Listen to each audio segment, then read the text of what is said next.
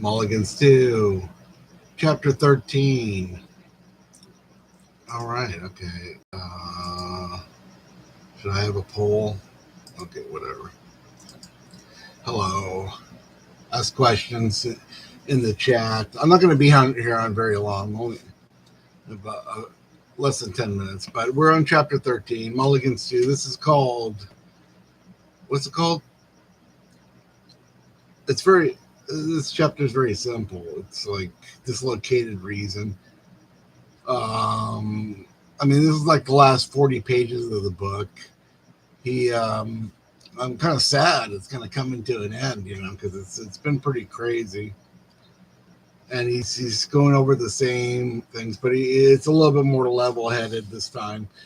Here and now, I am finally alone, truly alone with the enormity of what has actually happened here this evening. This creaking, wind-blown house, my dear friend, would that he would creak. How can I convince my heart, my shattered heart, that the appearance of that grisly specter was but a humdrum conundrum of my imagination, or at least a figment?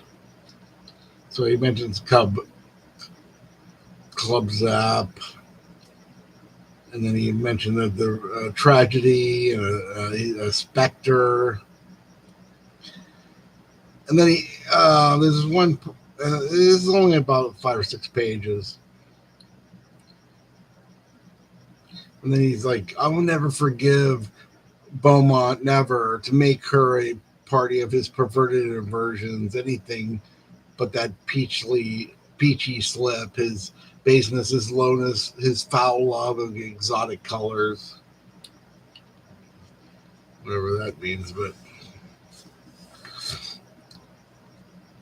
he just kind of goes over the usual stuff. But he mentioned, let's see, he mentions on this page, yes, anything would have been preferable to that slip.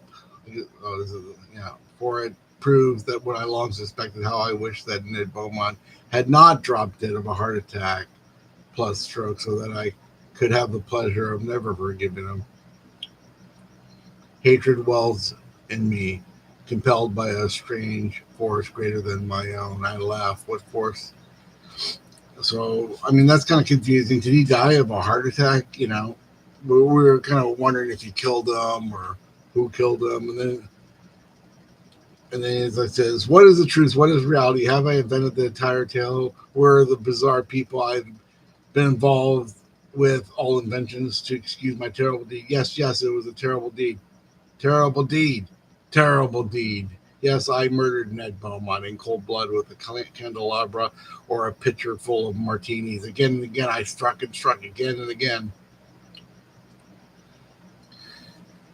So and then, so basically, it's a rehash of the first chapter again. Just like he's. It's like maybe it's a little bit more clearer this time,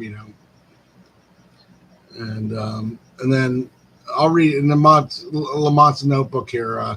No matter what's that Satan Roach has to say, I see the perfect extension of the techniques of my beautiful early work, Omara of No Fixed Abode.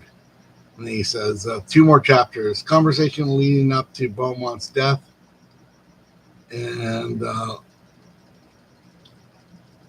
last the confrontation, resurrection of Ned, ? The horrifying feeling that there will soon be another assault upon me, this time a truly violent and unimaginable base one. I cannot sleep anymore.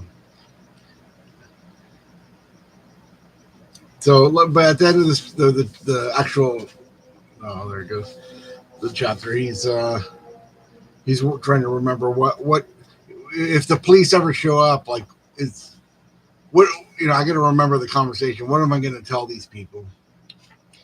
And then we have it's a story by Dermot Trellis called Dark Gemini. It's kind of like a similar story. There's a killing, and it's sort of a detective kind of thing with this character, Dr. Otto Mobius. And then for some, I don't know what 21st Century Review stole. It says right, let's see, like kind of like Kurt Vonnegut style. I don't know. Is that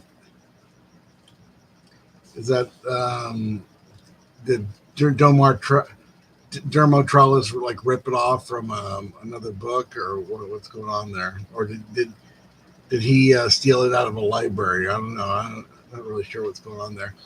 And then at the end of the chapter, we have a letter from Ned Beaumont to Martin. He's saying, I hope, in a way, I hope this letter never reaches you, because it is my wish that by now you've disappeared from that little cabin in Michigan or wherever the hell it is, and are away from the stupid machinations and idiocies of lame brains Lamont.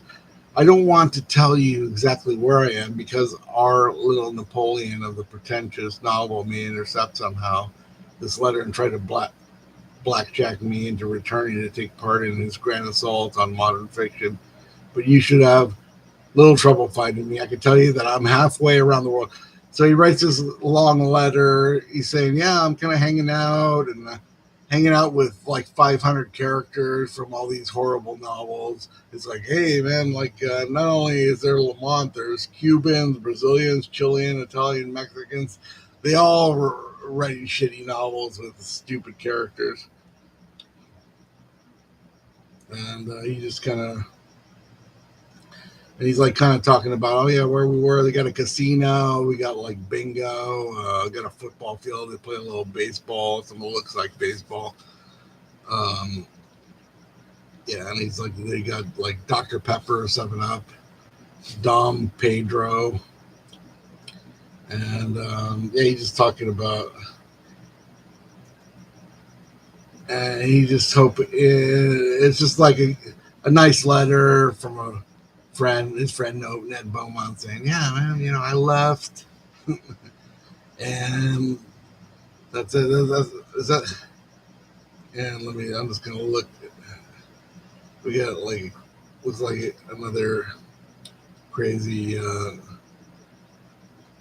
Okay, so I think that looks like it's the last letter, pretty much. A novel. This novel is partially epistolary novel. There's probably 20 or 30 letters in here, and the last one was kind of a nice letter, just kind of saying, it's okay, I've left the novel, I'm living halfway across the world, and hey, it's okay, you can come out now.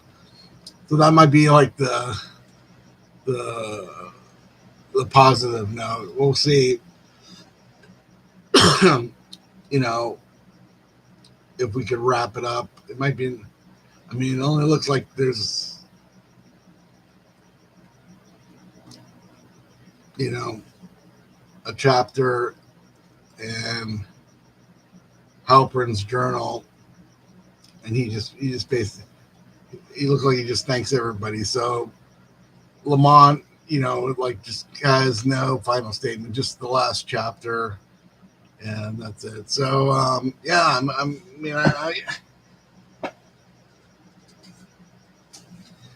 I hate to see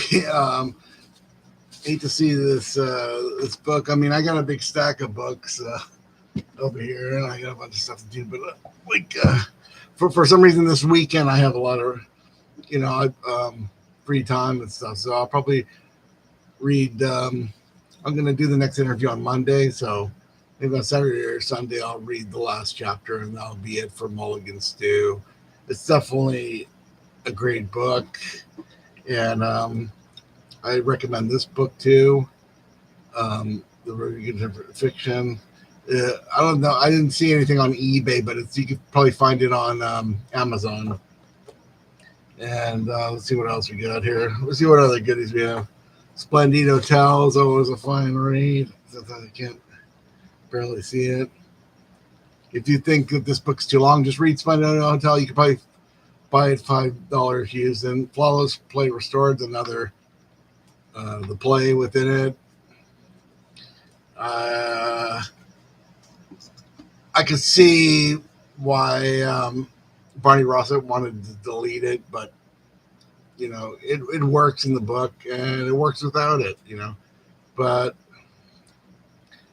you know, this is a crazy book, and I think it kind of leads the way to kind of like the Sorrentino that we know, like kind of like the '80s Sorrentino, the Sorrentino of Blue Pastoral, Crystal Vision, Aberration Starlight, the Odd Number, Rose Theater, Mysterioso trilogy, and Under the Shadow, and then there's like the last 5 short books. And if anybody who wants to read Sorrentino, it's very easy to find online. The Moon in Its Flight, which I think is like a great story, and it kind of sums up everything in Sorrentino's fiction and poetry. You know, it's kind of it takes place in Brooklyn and New York, and I think it really is very representative of his work. I never really thought about it too much, like because I just kind of I listened to a reading of it, and then I reread it recently, and I thought, oh wow, this is really important. I think it's very teachable. If I was doing like a memoir, or kind of like a short story class or something, I would bring this in and